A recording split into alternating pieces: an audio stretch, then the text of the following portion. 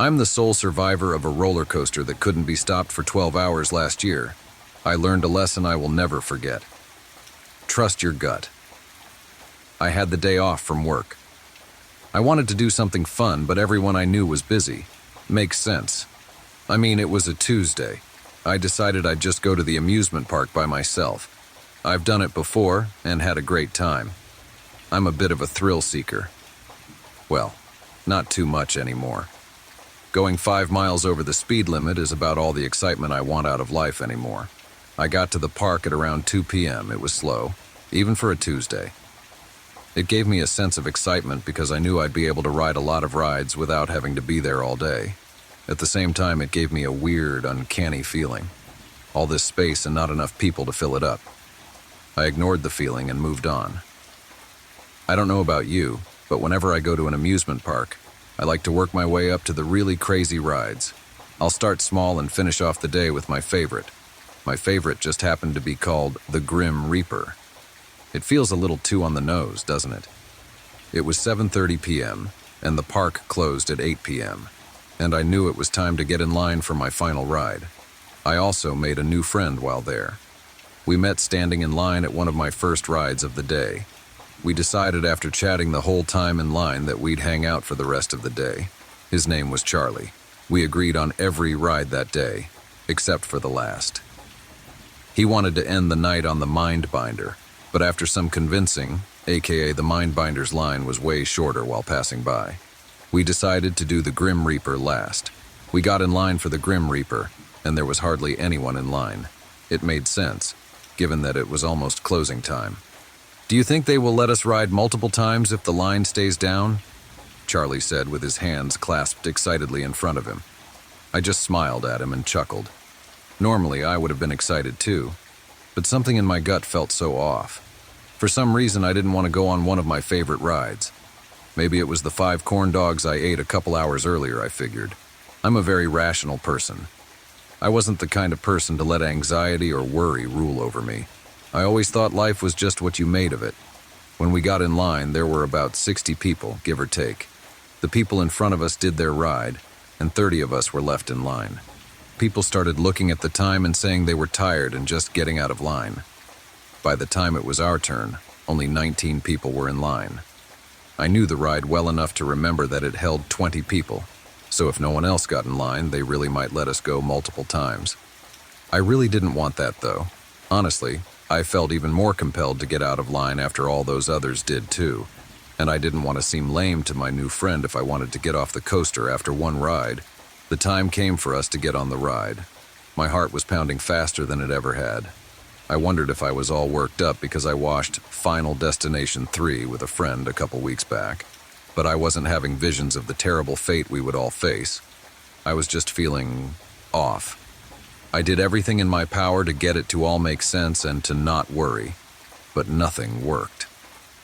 I seriously considered just telling Charlie I didn't feel great after the last ride, but I finally found someone with my taste in roller coasters. I didn't want to let him down. We were towards the back of the line, so we didn't have much say in where we sat.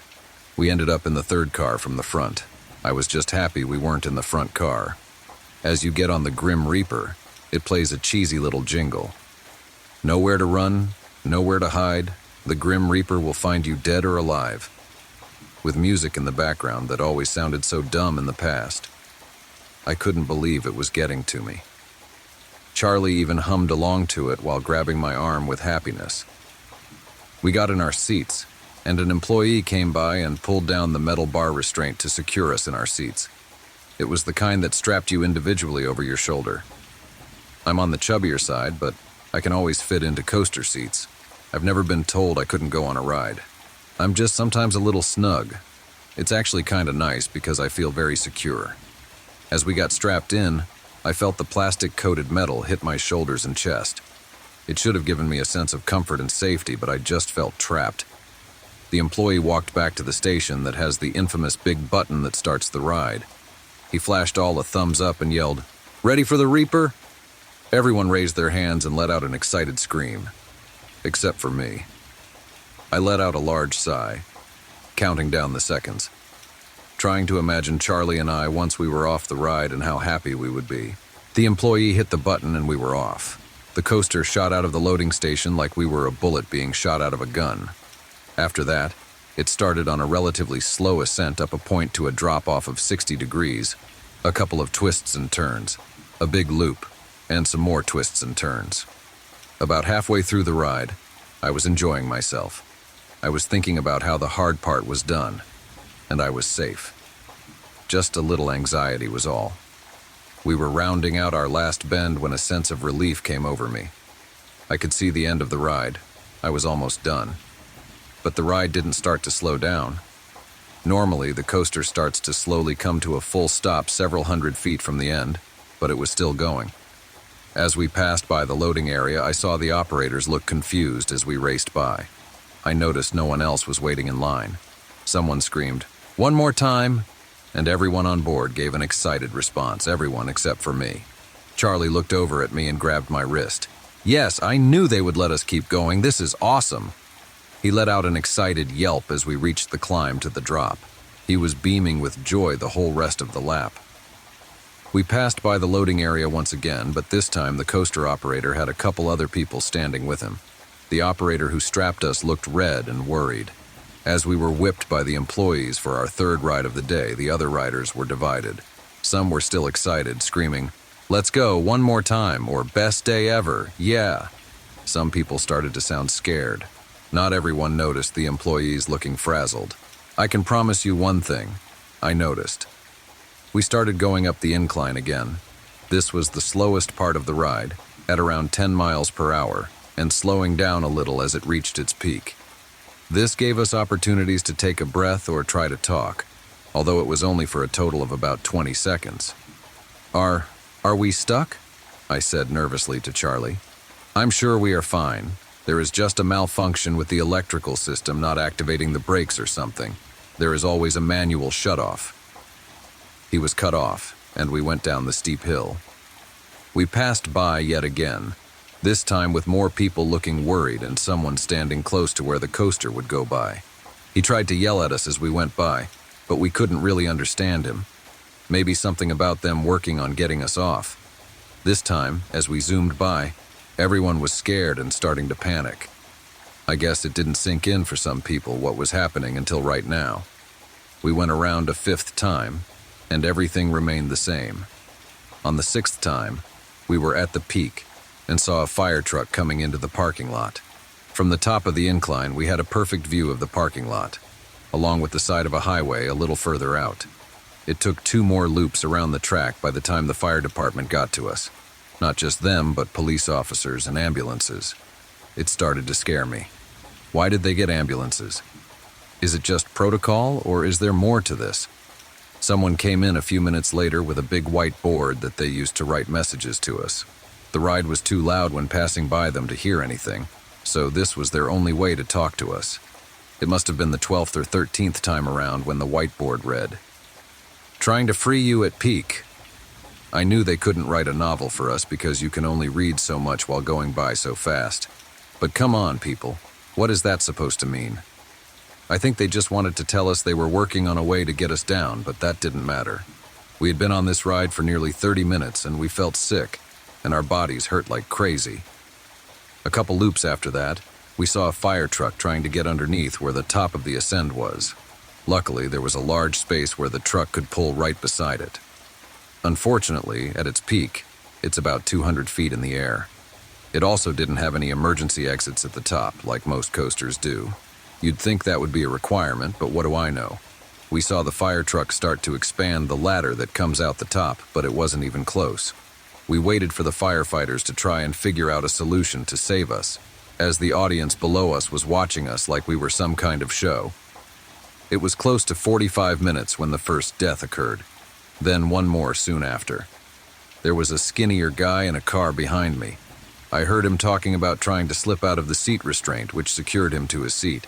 The other guy he was with told him it was a bad idea. So did I.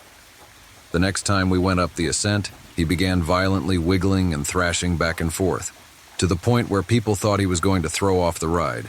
He managed to wiggle about halfway out right at the top. But, well, it didn't end very well. His leg got caught on a part of the track and yanked the rest of his body out of the bar restraint. It sent his body crashing down towards the earth. However, I think he was dead soon after he was ripped out of his seat. I didn't see too much of it, but the guy who was beside him let out an insane screech. Hearing that kind of agony as you are feeling the harsh effects of gravity hitting on your chest while going down a steep hill was truly mortifying. The screech out of nowhere stopped and more people screamed. The man beside him had a heart attack. I could hear the symphony of moans and crying coming from the crowd watching us. I couldn't hear them before because of how loud the ride was, but they were terrified of what they saw. Police tried to escort them out of the park, but it didn't stop people from parking on the side of the road to watch and record on their phones. It made me feel disgusted. At around an hour on the ride, everyone stopped screaming or trying to talk to each other. It seemed like everyone accepted their fate. My nails were deeply embedded into Charlie's wrist. I couldn't scream anymore due to my throat feeling raw from the yelling. Even if I wanted to, I probably couldn't due to my voice giving out. I saw that I drew a little blood on Charlie, but he was too out of it to notice. He, along with a few other people, were incredibly sick. He threw up probably 5 times by this point and looked cross-eyed. Around that time, the electricity in the whole park shut down. All the lights, everything. I think they were hoping a hard reboot of the whole park would stop the ride. The coaster didn't just rely on gravity, but also on a lot of help from motors and other electronic elements. It all turned off when we were on the straightaway. Of course, it still didn't stop. I could hear someone yelling with frustration, not understanding how it could still be moving if it didn't have an electrical source. After 2 hours, they let some family members come into the loading area, which was a terrible idea. We were doing our best to keep cool and stay calm. Our families washing us, zooming by them every 2 minutes, and absolutely screaming at us made it so much worse. My mom was my first family member to show up. Don't get me wrong, I love my mom, but she is very stubborn and wanted something done even though they had already tried everything. Of course, it was just because she wanted me safe, but it was stressing me out. The firefighters put down a safety net underneath the ascent. It was still quite a jump if we could even get out successfully to land on it. And we might be okay, but we were all a little scarred from what happened before. It seemed like they put it out just in case someone tried to get out again. It didn't seem like it was the plan to have us all just jump out of that moving death machine. They weren't desperate enough at that point. We saw a large group of people passionately arguing and yelling at each other. From what I could tell, it was made up of family members, firefighters, and some employees of the park. I'm sure with lots of varying opinions. The ride was on hour 3. When the coaster entered the loading area once again, I saw a woman run over to the control panel. A couple people ran over to her and told her to stop and not press the button. She was screaming her head off and wailing. It had been hard to understand people in the past while going by them, but this was as clear as day. As we passed by, I could tell she was starting to break free from the grip of people holding her back. I wasn't too worried. Whatever button she was wanting to press, I'm sure it wouldn't work since none of the other ones worked so far. We were about 5 seconds away from going down the descent when we heard a click come from all our seats. The woman hit the button that unlocked all our overhead seat belts. Of course, the seatbelt button worked, but not the button to stop the ride. A few people reacted fast enough to either jump out or snap it back over themselves before the ride went down. Others weren't so lucky. 3 people managed to jump out but didn't survive the fall. Despite there now being a giant net to catch anyone who was dumb enough to try and get out that high, one person hit a support beam on the way down, and the other 2 landed wrong when they hit the net. Their bodies folded in an unnatural manner as they hit. All 3 died instantly. I would say around half of us that were left managed to get the seatbelt secured before going down the hill. Everyone else had to hold on for dear life, and unfortunately, I was one of them. I felt my stomach start to drop as I reached up to grab the only thing that would keep me from becoming a part of the pavement below. The restraint wasn't completely useless at this point. I just had a good 12 inches in between my chest and the restraint. As I dug my fingers into the plastic, I hoped I would be fine. Then the ride dropped. I felt my butt lift off the seat I had become so familiar with. I tried to wrap my ankles around the floor of the coaster to keep the rest of my body from flying out. Charlie luckily got the restraint down, so he was trying to get his leg over mine and hold me down with his arm. After the longest 5 seconds of my life, I managed to pull it back down over my chest. I wasn't sure who else got theirs down, but I assumed, from how scared a few of them sounded, it wasn't good. All I could think about and look at was the big loop coming up. As we got closer, I could hear swearing from multiple passengers, including someone in front of me. She was violently pulling at the restraint, but it just wasn't budging. I was hoping and praying that the centrifugal force would keep her in her seat. As we went around the big loop, I closed my eyes. I knew I didn't want to see what was about to happen. I heard multiple people screaming and making horrendous cracking sounds. I don't have an exact number, but I would say only 7 people were left. I could see the 2 people in the very front row and Charlie beside me. I recall only hearing 3 other voices behind me at this point. At hour 5, 3 more people died while on the ride. 2 of them from a heart attack or something. The third person, well, he watched the person beside him suddenly die while going around one of the bends.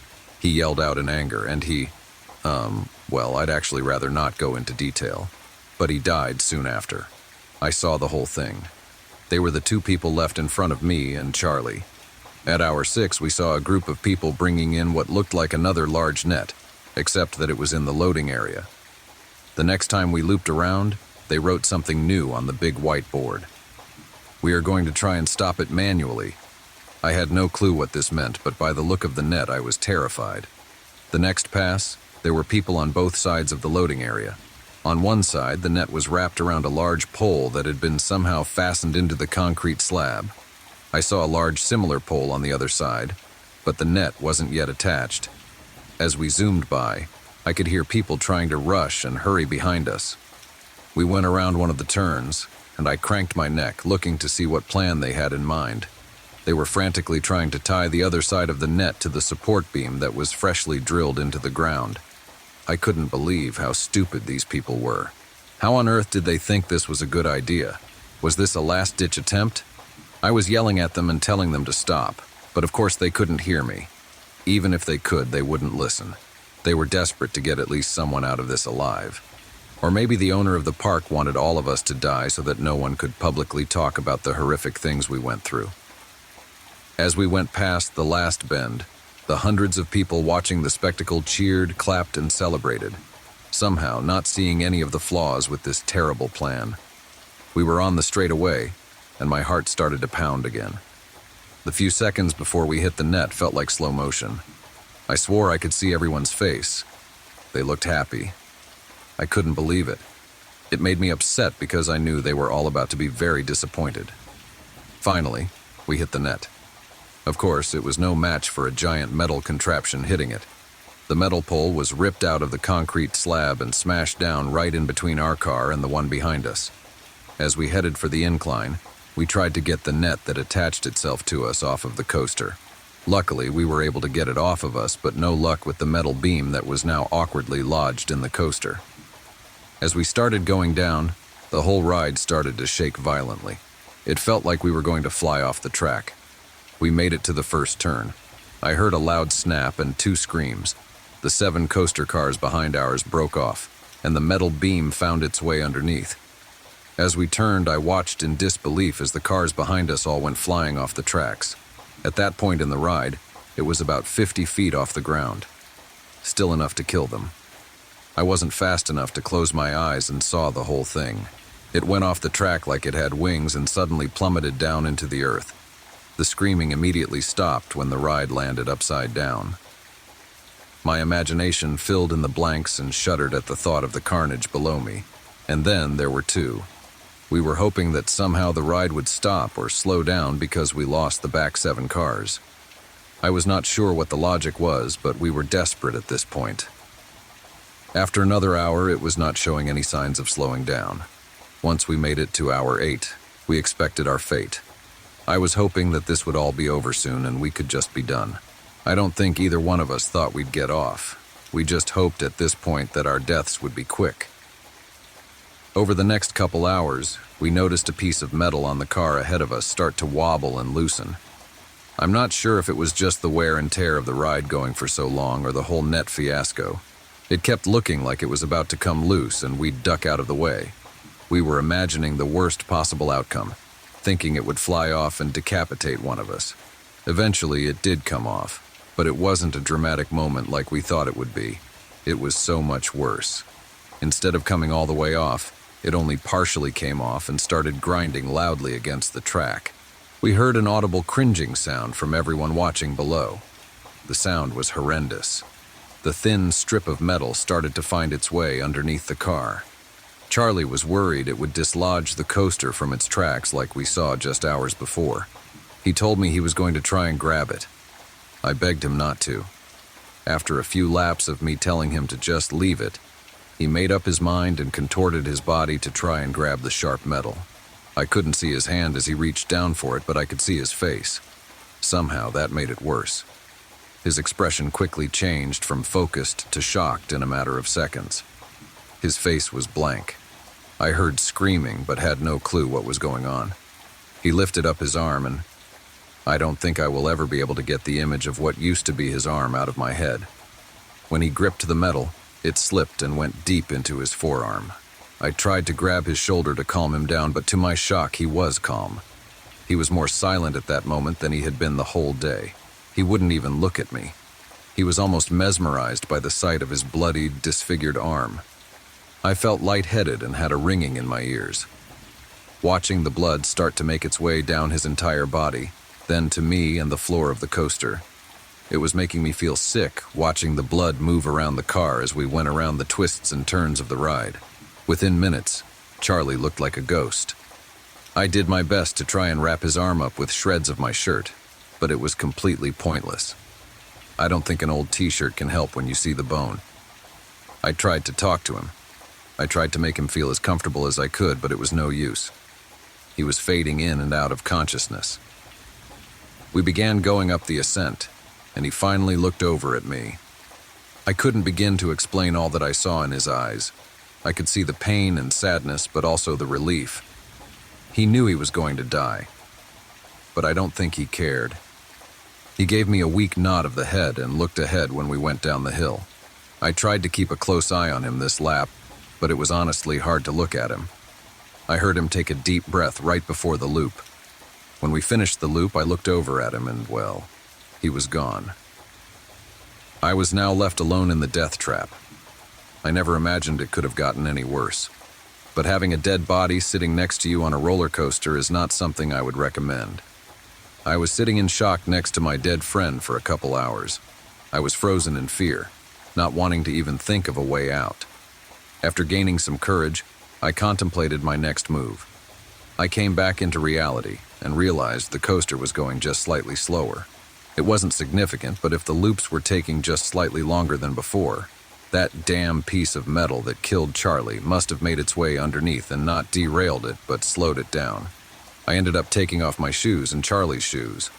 I had a plan that was probably dumb, but if I died, at least it would be in my hands.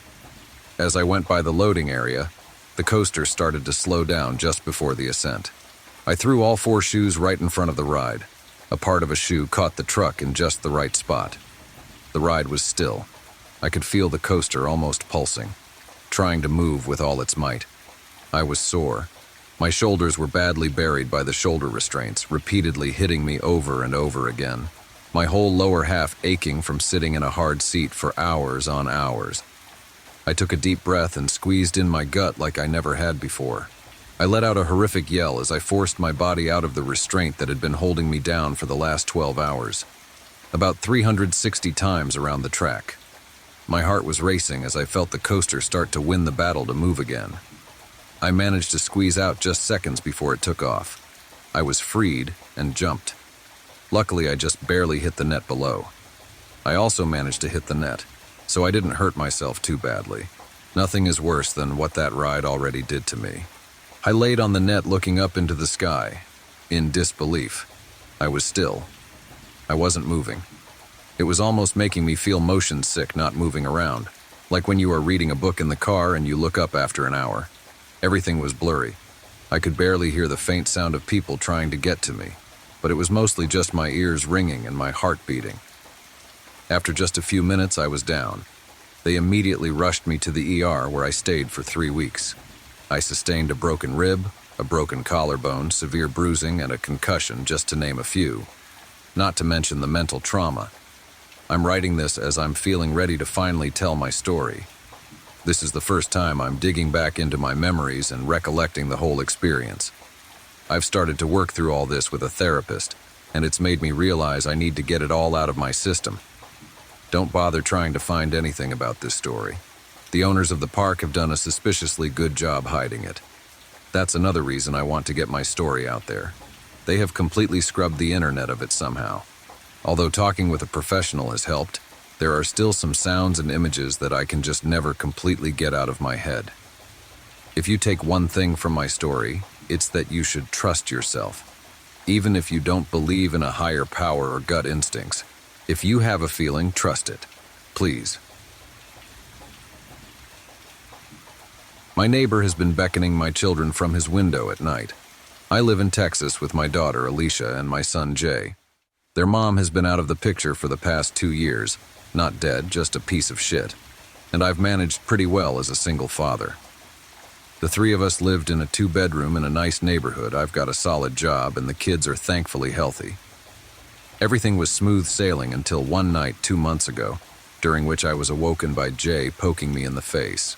He was sobbing violently, though I recognized it as the I'm afraid kind of crying as opposed to the I'm hurt kind of crying, which made me a little less worried. Jay's always been nightmare prone, so I assumed that's what was causing him distress. When I asked him what was wrong though, he said, "The man in the next house is making scary faces at me." I'd heard my fair share of Jay's stories about monsters terrorizing him from the dark corners of his bedroom, but this was something new. I assumed he meant our neighbor's house, and the lack of fantastical elements in his description made me uneasy. It felt too specific to be one of his usual nightmares. I got out of bed and walked with Jay in tow to my kids' room. Alicia was awake in the top bunk. From the soft glow of their nightlight, I could see her crossing her arms and scowling down at her little brother.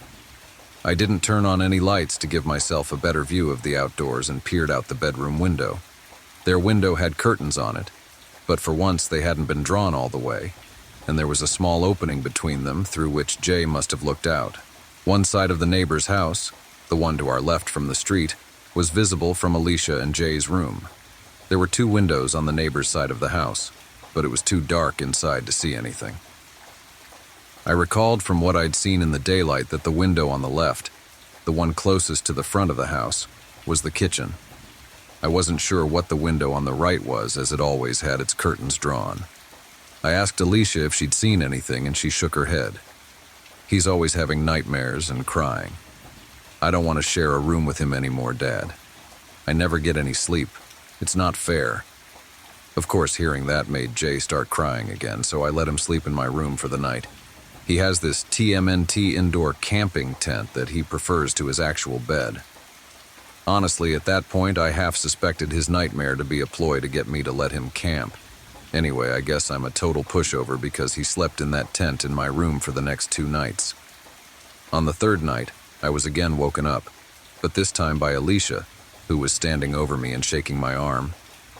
That kid hadn't woken me up in the middle of the night for years. When I asked her what was wrong, she said, "The neighbor was making faces at me." Those words, and the fear in my daughter's voice, really put me on edge. I closed the curtains when I said goodnight. Did you open them? Only a little, but it's 'cause I heard a weird noise.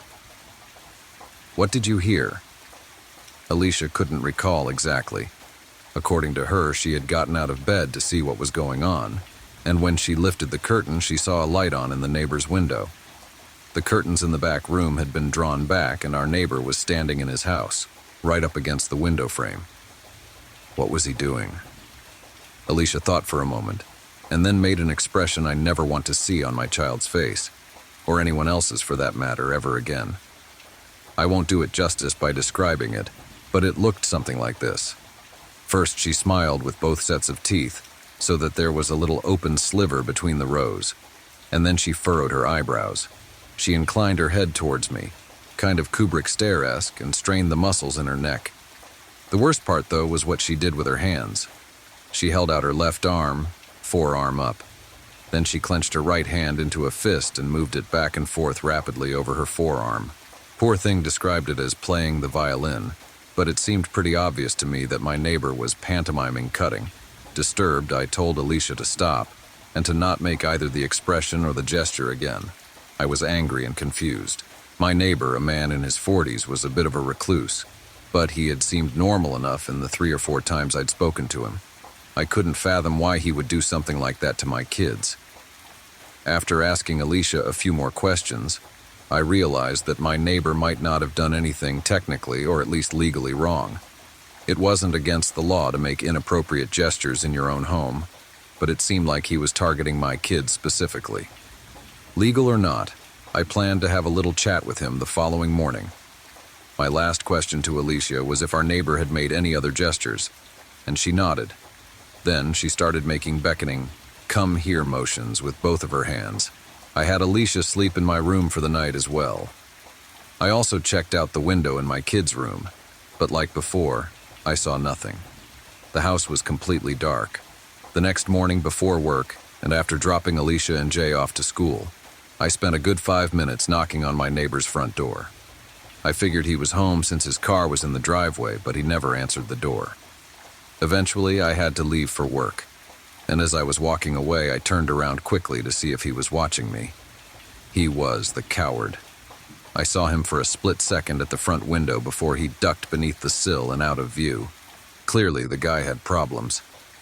I yelled out to him to stop fucking with us and then left. That same night, I put a plan in motion. While my kids slept in my room, I hung out in theirs. It was a Friday night, and I was ready to pull an all-nighter so that I could catch my neighbor in the act.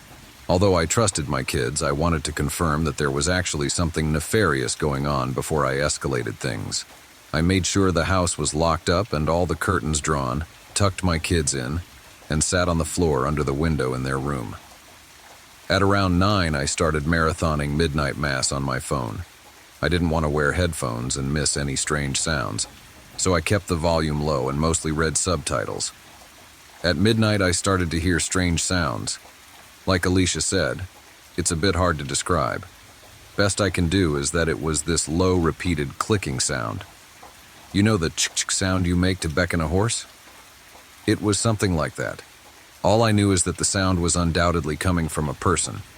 After a few minutes of this, the sound switched to what I think was supposed to be a whistle, but it came out all wrong, like someone sucking breath in through their teeth.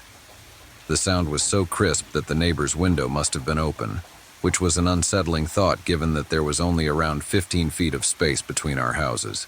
Certain that the neighbor was at his window and that this was my best chance to see him, I stood up and pulled the curtain back in one motion. I saw him right away.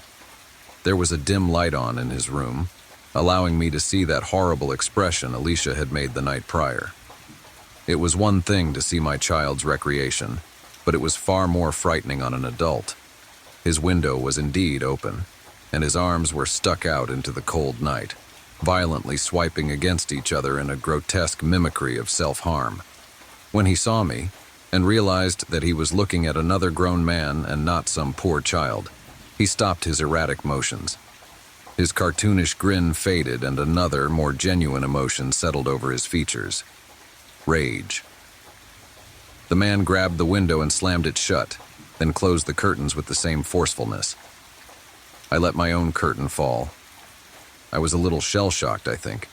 Of course, I was perturbed by the sight of the man, by his face and his movement, and the fact that he'd been doing that for who knows how many nights now in an attempt to frighten my kids. However, another detail stuck out as even more concerning to me, which was the fact that I genuinely wasn't sure if the man I had just seen was my neighbor. I'd seen him so few times in the years I'd lived in that house, and I was having trouble conjuring up his face. I sat on the floor for a minute, my blood thundering in my ears. I definitely had enough evidence at that point to call the cops, right? Just as I was about to pull out my phone, I heard a tremendous smack against the glass of the bedroom window. After a brief hesitation, I pulled the curtain back again. There were no lights on in the neighbor's house, and there was also no one outside from what I could see. I pulled the curtains back a little further and saw a handprint in the top corner of the window pane. It's worth noting that our house is on a raised foundation, and that particular window is very tall, so even though the window is on the first floor, the man outside would have needed an insane vertical to get his hand up there. I pulled out my phone and dialed 911. As I explained the situation to them, I quickly walked around the house to see if I could catch a glimpse of the man. My last stop was my bedroom. Once inside, I locked the doors, and while still on the phone with the operator, I took my handgun out of the safe in my closet. My heart was beating out of my damn chest, but I knew I had to stay calm, even more so when I saw that Alicia was awake and looking out of the tent at me. I reassured her in as few words as I could, whispering that we were okay, but we had to stay very quiet. I sat on the edge of my bed, my firearm ready and my ears straining. My kid's tent was in the corner, and to the left of the tent, in the middle of the wall and directly across from where I sat, was a window. After what felt like an eternity, I saw something. It was a cloudless night, and the moonlight was bright enough that I could see a silhouette through the white curtains. The dark shape was nebulous at first, but became more clear as the man outside stepped closer to the window. Somehow, he knew which room we were in. The silhouette didn't move for several minutes, and I remember being thankful that from the angle at which she sat, Alicia couldn't see it. Then, something happened that I couldn't entirely wrap my head around. The man stepped back from the glass and raised his arms, making a Y shape with his body and his limbs. Only his arms were far too long. They seemed to be double the length that they should have been, each arm about the same length as his entire body. I thought at first that he was holding something, maybe two pipes that just appeared to be an extension of his limbs, but I could clearly see two hands at the ends of the extremities. I could see 5 fingers on each hand, flopping around slightly as the man brought his arms closer to the window.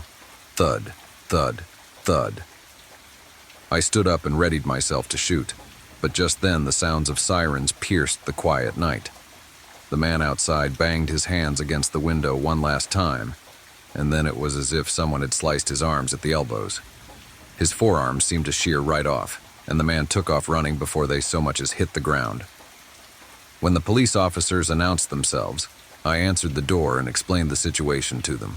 2 officers, a man and a woman, asked me a few questions about my neighbor, which I assume was necessary to establish probable cause for a search. Once finished, they told me to stay inside with the doors locked while they investigated the neighbor's house. I watched them through the window of Alicia and Jay's room. They knocked on the neighbor's door, and when no one answered, they tried the front door handle.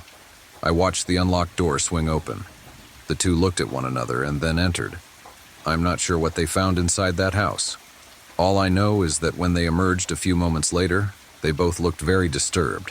When I went outside to ask what they had found, the female officer told me simply, "Your neighbor's dead." The rest of the night was a blur of strangers in uniforms filing in and out of my neighbor's home. Some came to my porch afterwards to ask me questions, and none offered me any answers. They moved with tight-lipped efficiency, their faces guarded, their words clipped. At one point, I wandered to the side of the house and found several people photographing something on the ground outside my bedroom window. Before they could ask me to leave, I made out the gruesome shape of 2 human arms. The kids and I have been staying in my parents' apartment for months, and I think everyone, even Jay, is getting tired of the cramped living situation. We can't stay in the house. Alicia is way too traumatized for that, and I wouldn't be comfortable staying there while the murderer is still at large anyway. I want to sell the damn house, but our story going semi-viral is making that difficult. After all, who would want a house that, thanks to the news, has become permanently associated with phrases like dismemberment and days of torture, and victim barely recognizable as human? My roommate has been in the shower for more than 4 hours, so I got home at around 11 p.m. Late night at the office turned into an even later night at the bar. About 4 drinks deep at this point, and I'm tired, just about ready to fall asleep as I stumble through the doorway. I lay down on the couch and reach for my bag of joints and spark one up as I pull YouTube on my laptop. I'm in the middle of watching some luxury cruise tour, close passing out, when I hear the front door open. I sit up and turn my head slightly, just enough to see my roommate coming in.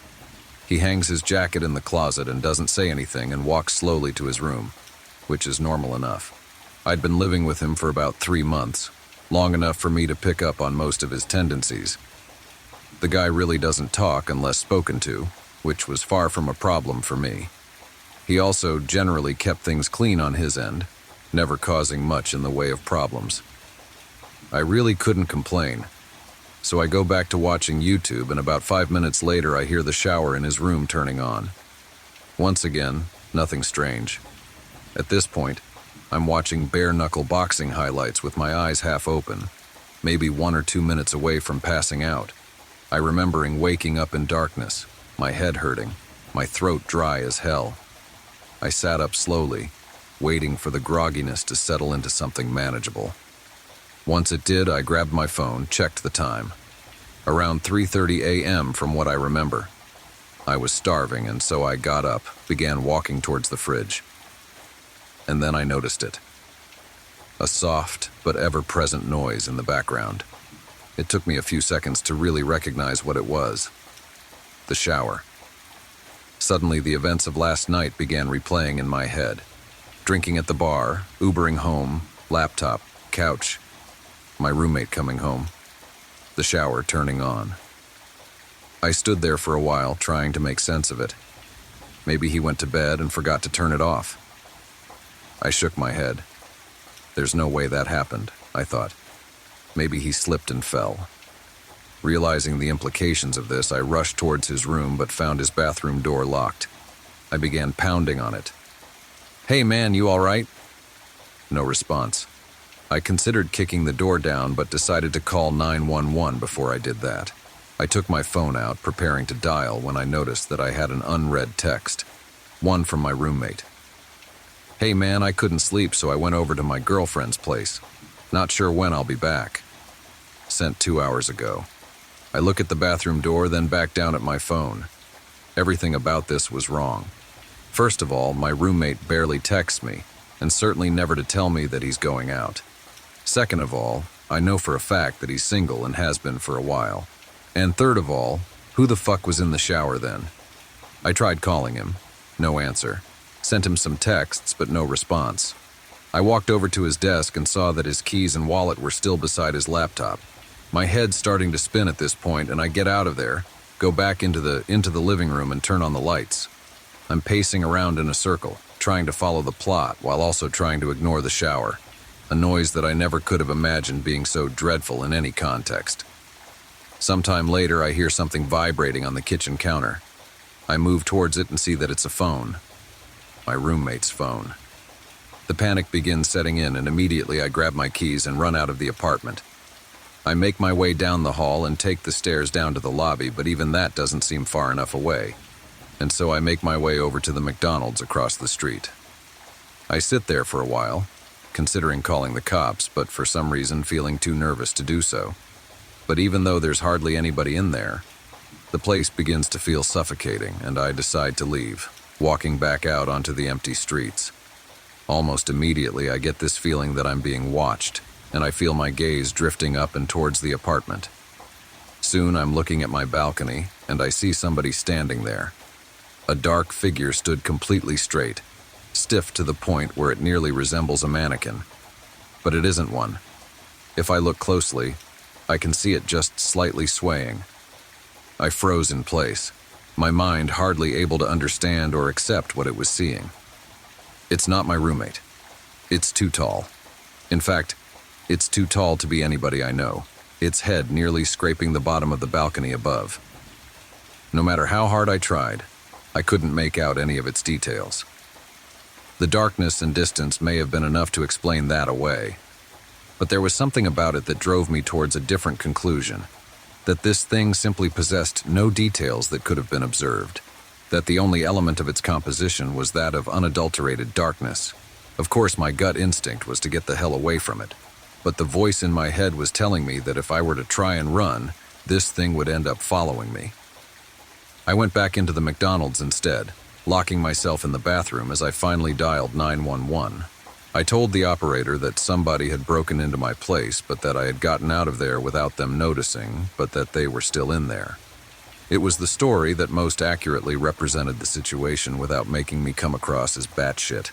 The operator told me that they'd be sending somebody over for me to hang tight. I left the bathroom, waiting at the table closest to the exit until I could see the red and blue lights cutting through the darkness. I went outside to meet the cops, looking up at the balcony to find it empty, though the door to the living room had been left open. They pelted me with a bunch of questions that I found difficult to answer. Is the intruder armed? Do I have an idea who it might be? What are their intentions? I told them I didn't know, that I couldn't figure it out, but they just kept on asking. Soon I was practically yelling at them to go up there and check it out for themselves, and I suppose the terror in my voice was enough for them to begin taking this seriously. They told me to wait by the entrance, and I watched on as they entered the building. I was out there for a long time, growing increasingly anxious at the thought of what they were going to tell me when they came down. A few minutes later, the silence was broken by a single muffled gunshot. My heart dropped into my stomach, and I continued to wait there, unsure of what to do otherwise. 20 more minutes of silence and the officers still hadn't come down. Soon I could hear more of them approaching in the distance. Before I knew it, 4 more cop cars had pulled up around me and the scene had fallen into chaos. Officers shouting over each other and into their radios, more questions being hurled my way, none of which I was able to answer. The next few sequences were mostly a blur, but I remember the building being evacuated, the tenants frightened and confused as they were ushered outside while the officers became more and more frantic. I remembered hearing more scattered gunshots, some screaming, other noises that were difficult to make sense of. There were a few lapses in my memory after that, but I recall being pushed into the back of a police car. After being driven to the station, I was led into one of the interrogation rooms where I found 2 nondescript men in suits waiting for me. They didn't introduce themselves and immediately went into a series of questions, each one more bizarre than the last. What company was your roommate employed by? What was the nature of his job? How many different people have been inside your apartment since your roommate moved in? Have you ever heard voices inside the apartment from the hours of midnight to 3 a.m.? Voices that did not belong to your roommate. Have you ever seen a circle of people standing outside of the apartment from the hours of midnight to 3 a.m.? People that were exceptionally tall? And one of the most unsettling ones. Have you ever seen somebody standing at the foot of your bed upon waking up between the hours of midnight to 3 a.m., only for them to disappear moments later? If so, do you remember what they looked like? Any distinct features? As they continued probing me, my mind began conjuring up some of the strange shit that had happened after my roommate had moved in. Shit that I had written off as figments of my imagination, simply because I had no other explanation for them. I did hear the voices, always coming from the room next to mine where my roommate slept. I was always so tired when I heard them, but I do remember it either sounding like a young woman or a man with an extremely deep voice. I could never make out any words. It always sounded like gibberish. And then there was that one time where I went to the bathroom in the middle of the night. Still half asleep, I didn't bother turning the lights on as I entered, but as my eyes began adjusting to the dark, I could have sworn that somebody was already sitting on the toilet. Somebody extremely tall. Of course, when I turned on the lights, nothing was there. It was easy to chalk it up as a product of late-night drowsiness at the time, and I had never really thought about it since. After doing my best to give them useful information, the suits spent a good few minutes taking notes on their phones. Once they were done, they sat up quickly, told me that they'd be in touch before leaving the room. A cop came in a few minutes later and told me that since I couldn't return to the apartment, they would set me up in a nearby hotel until they were able to get the situation under control, and that I should stay put until they gave me a call. What happened? I asked him. What did you guys find up there? He stared at me for a long time, not as if he were deep in thought, but as if he held deep aversion for what he was considering telling me. Eventually, he just shook his head. I don't know, he said. I really don't know. I nodded, tried to smile, though I'm sure it didn't come across very well. It's the next day now, and I'm in the hotel. Of course, I couldn't sleep. Couldn't really eat. The officer hasn't called me yet. When I try searching up information about the evacuation on the internet, all I can find are articles claiming that it was due to a fire. A fucking fire. There is a customer none of us are allowed to serve. I work at the Lone Star Diner off the road from Carson City to Reno. Diner name has of course been changed for obvious reasons, more on that later. Why do I work at the Lone Star Diner, off the road from Carson City to Reno? Well, because, kind stranger, my life plans didn't work out. Generally, if you're caught working at a diner past college specifically, one in the middle of nowhere, it might mean that things aren't going so hot. But still, why this diner? Why Lone Star specifically? I'm aware you probably aren't actually asking these questions, but I nonetheless believe they deserve a response. Of all of the diners in the world, what makes Lone Star so special is the pay. The pay is fucking great. There are maybe 10 other diners within a 30-minute drive from where I live. Most of them average out to a little over minimum wage. Meanwhile, Lone Star is whipping up a mean $50 an hour, and that hourly rate is due to one single solitary reason, no matter what anyone tells you. Because of him. My first day on the job was fine, more or less. I'd worked customer service before, so I felt like I could run with the strange surprises that came unique to diners. I was able to adapt to the inconsistency of the rules pretty quickly. Unwritten rules like some areas in the restaurant need to be spotless at all times. Others, boss lady couldn't give less of a shit about. Serve customers quickly. But not too quickly, asshole. Customers here don't actually like it when you show up too fast. Give them some time to feel the floor under their boots, to miserably stare ahead and mourn what could have been. You know, diner stuff. They're here because they want to be alone. Pardon the contradiction. Of course, vaguely defined, whispered only by ghosts rules extended to the cooks as well. If you were somehow secretly celebrity chef Marco Pierre White in the flesh, your mandate was to keep your damn prowess to yourself. Your job is to make the classics as decently as possible. Not bad, but not amazing. Just poor enough to be really good. That's what the customers are here for. As the weeks unfolded, I rose, or I suppose, crouched to the occasion quite well. You want intentional, pinpoint precision mediocrity? You've come to the right person. Most of the patrons just wanted coffee and brunch, brought to them at medium speed, with a semi-predictable cadence of waiter or waitress check-ins afterwards. Done, done, and done. Not one for subtlety, one day I finally decided to ask my boss the question in the middle of a shift. I didn't want to ruin a good thing by doubting it, but fuck me if I wasn't a little curious. Not a full look at the gift horse's mouth, more of a skeptical side-eye. Why $50 an hour? She didn't even look up from her task at the register, methodically counting out bills. Set it on your first day, you gotta be good at following the rules. And when it's an important rule, you'd better be damn well perfect. High expectations here. I made a face. Right. High expectations. You think I'm joking? No, ma'am, I guess I just... Why did I even speak up?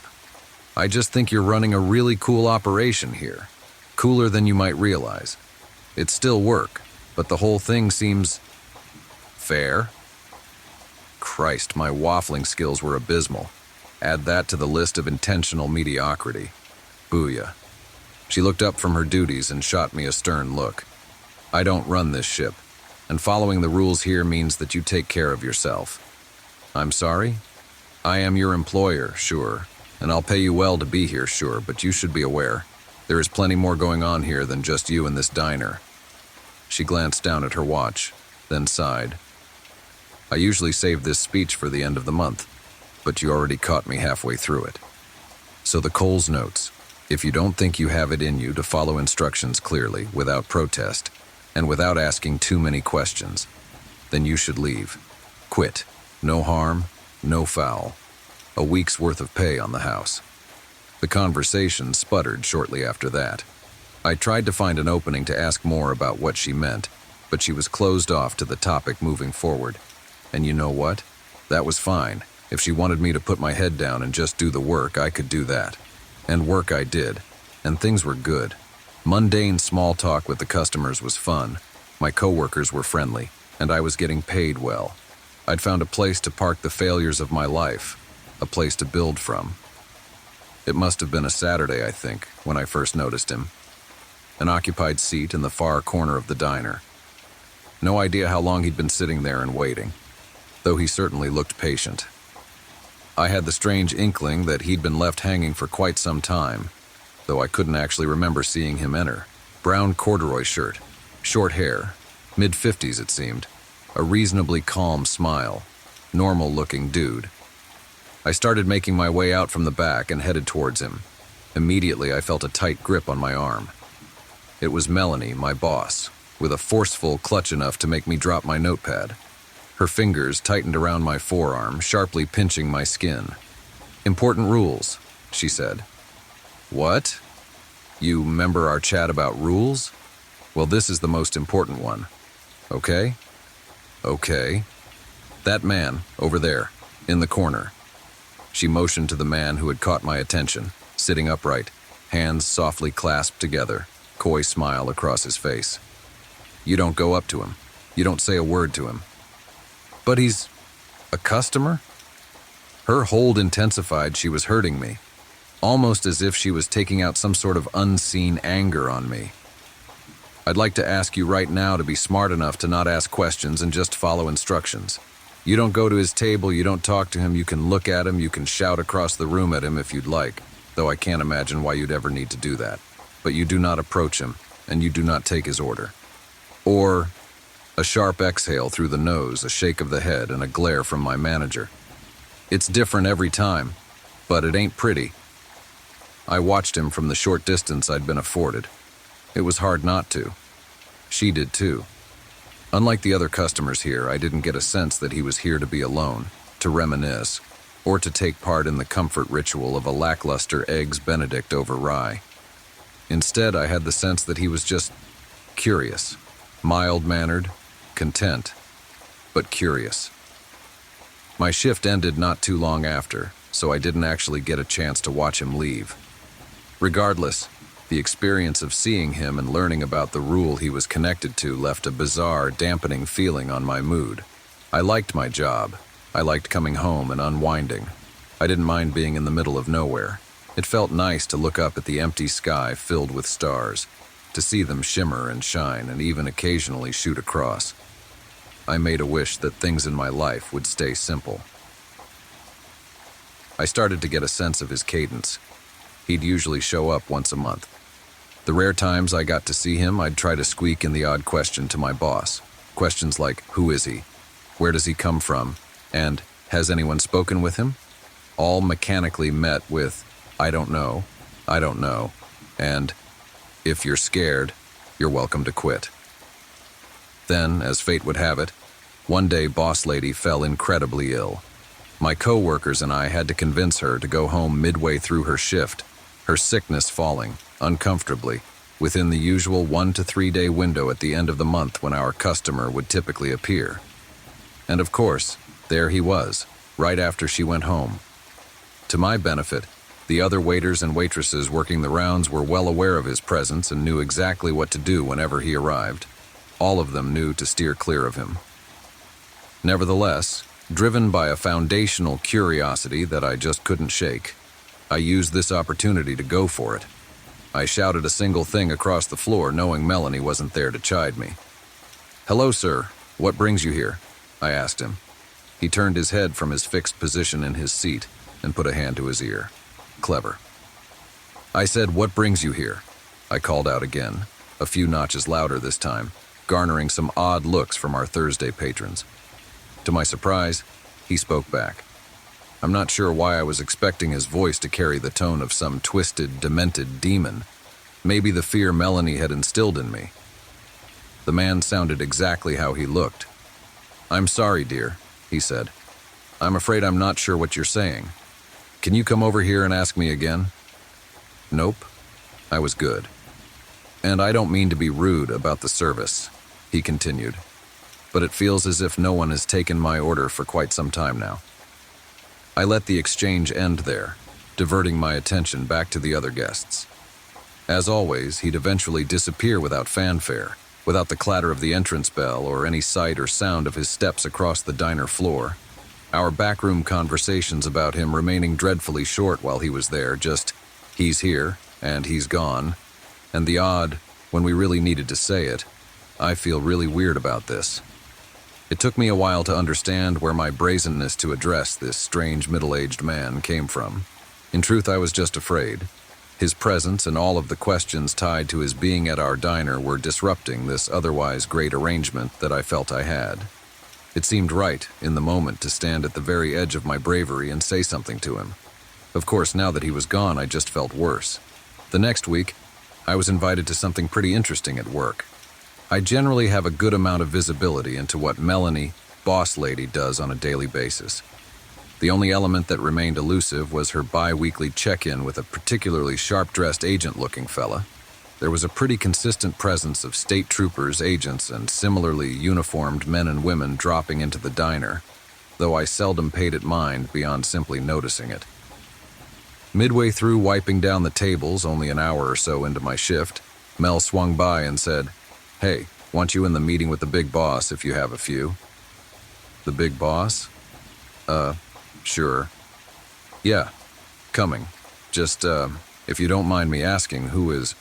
She let her eyes speak her unwritten rules to me. Questions equals generally bad. Thank you for the reminder, ma'am. We maneuvered to a back room and sat at a table. Across from us, already seated, was a man in a sharply tailored suit with a subtle earpiece in the aforementioned agent. The table was littered with a small, messy stack of notes, papers, and documents.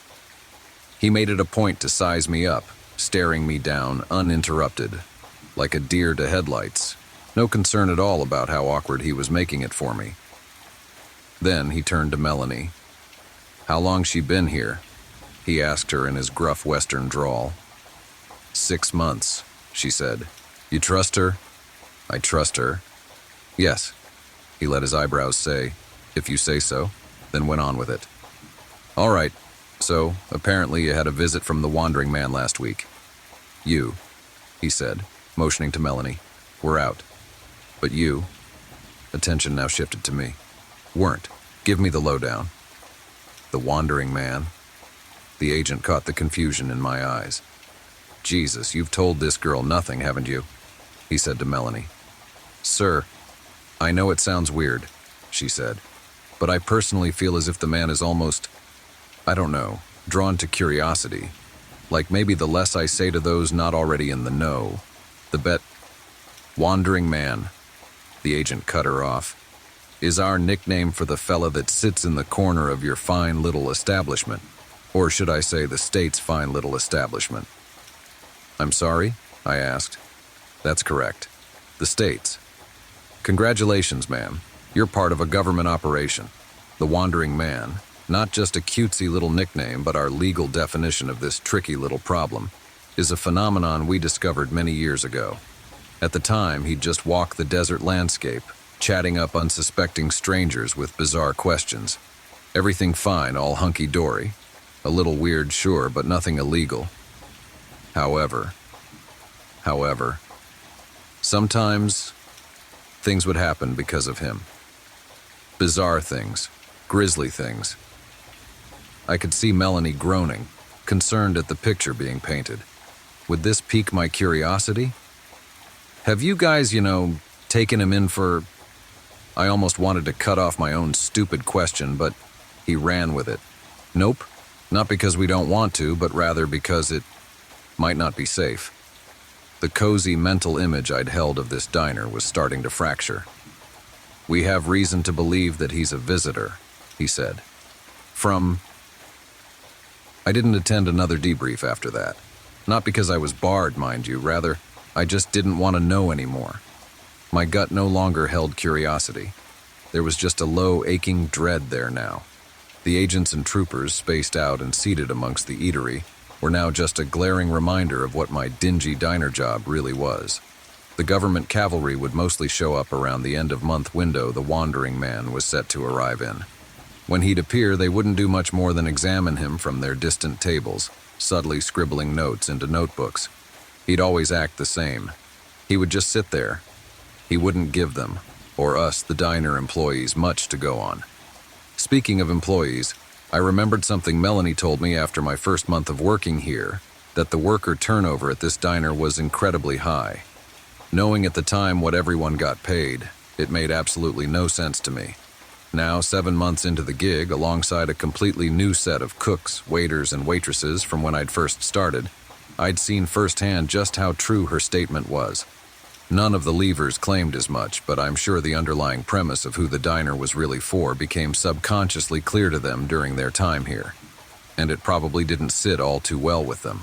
I stayed, but not because of the pay. I'm actually not sure why I did. We had a new cast of rookie employees now, the ones who understood the vague terms of the situation, just as Melanie, I, and all former employees did, stuck around. Those who couldn't reconcile the situation with their inherent curiosity naturally filtered out. And then there was Malcolm.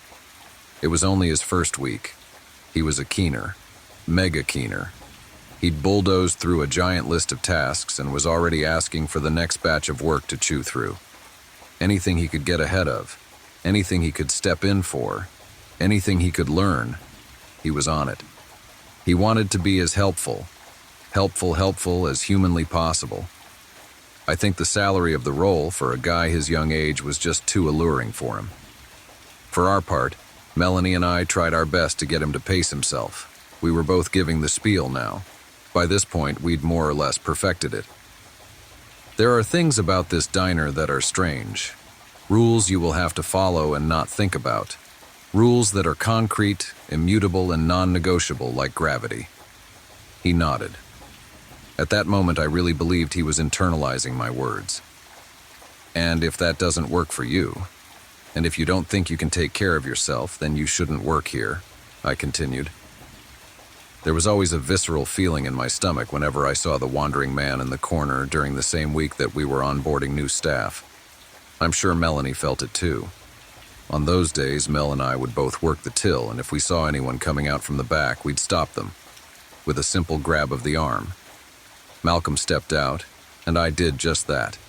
A rough grasp of his forearm, just like Melanie had done to me when I'd first started. He recoiled in surprise. "Remember that little chat about rules we just had?" I said.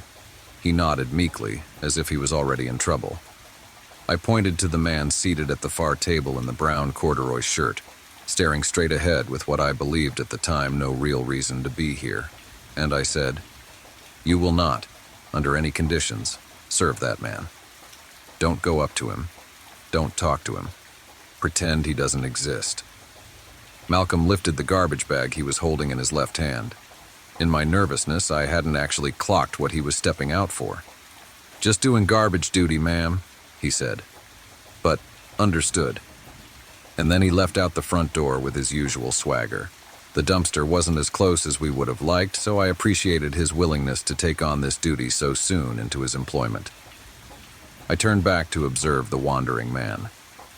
We had a crowd of agents in attendance that day scattered about the restaurant.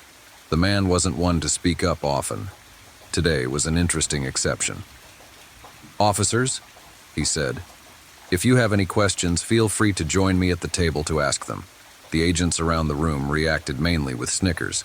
"Seriously, if you come sit with me, I'll be happy to spill it all. Truly." Even more laughs. But no one bit. And yet he continued, pointedly, "I know you're curious. I know you take notes. I know you talk about me. I know you built this establishment for me. I know you..." As I reconciled the fact that this was the most words I'd ever heard him string together in succession, I heard the chime of the bell. A door had opened. Malcolm was dusting his hands as he entered through the diner's side door. A door which was situated right beside the table the wandering man was seated at.